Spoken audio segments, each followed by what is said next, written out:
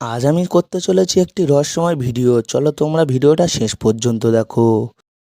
আজকে রাতের বেলা আমি আর আমার 3টে বন্ধু মিলে চলে গেলাম মাঠে, আমাদের খেলার পিচটাতে। আজ আমরা ওই পিচটাতেই করব সেই রহস্যময় ভিডিওটা। তাই আমরা পিচে এসে একটি জায়গা বেছে নিচ্ছিলাম, কোন জায়গাটায় ভালো করা যায়। তাই আমরা জায়গা বেছে নিলাম একটি। এইবার আমরা সেই রহস্যময় জিনিসটিকে করব।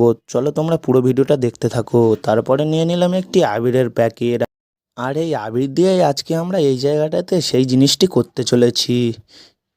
তাই আমি প্রথমে এই আবিরের প্যাকেটটিকে কেটে নিলাম। কেটে নেওয়া হয়ে গেলে তারপরে আমি ওই আবিরগুলোকে নিয়ে একটি বৃত্ত করতে বসে পড়লাম। আমার বৃত্ত আঁকা কমপ্লিট হতেই আমি বৃত্তর মধ্যে একটি স্টার আঁকা শুরু করে দিলাম। তোমরা এবার হয়তো সবাই বুঝতেই পারছো আমি কি করতে চলেছি আজকের। বৃত্তের মধ্যে আমার স্টার আঁকা কমপ্লিট হতেই বৃত্তটি ঠিক এমন দেখাচ্ছিল।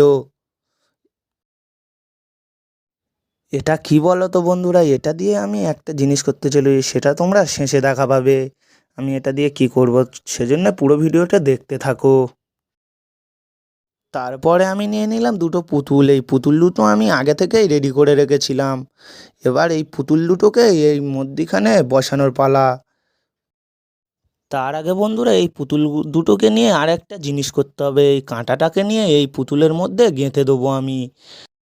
আমার কাঁথা কাটা শেষ হলে আমি এই পুতুল দুটিকে নিয়ে বৃত্তের মধ্যে শুইয়ে দিলাম। তারপরে এখন কাজ এই লেবুটাকে নিয়ে, এই লেবুটা নিয়ে আমি মিডিলে বসিয়ে দিলাম। জিনিসটি ঠিক কমপ্লিট হতেই আমার নিজের দেখেই ভয় লাগছিল।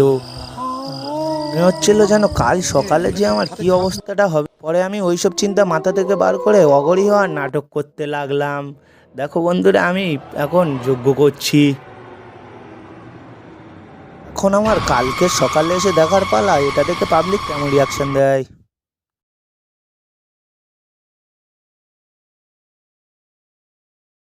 A few moments later.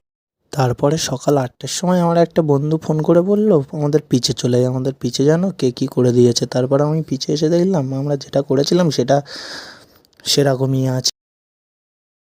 তারপরে আমার এই বন্ধুটা দেখছিল আর বলছিল এটা কে করতে পারে, আর আমার এই কাকাটা তো লজ্জাতে মুখ লুকিয়েই নিচ্ছিল। আর তারপরে বলছিল আমরা কি আর কোনো দিন এই কিচে আর ক্রিকেট খেলতে পারবো না।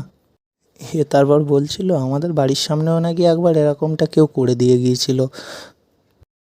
এরা দুজন তো এইটাকে সমানেই দেখে যাচ্ছিল আর বলছিল এটা কে করতে পারে, তাকে একবার হাতে পেলে যান, তাকে কেলিয়ে বৃন্দাবন দেখিয়ে দেবো। তাহলে ভাবো বন্ধুরা, এটা যদি জানতে পারে যে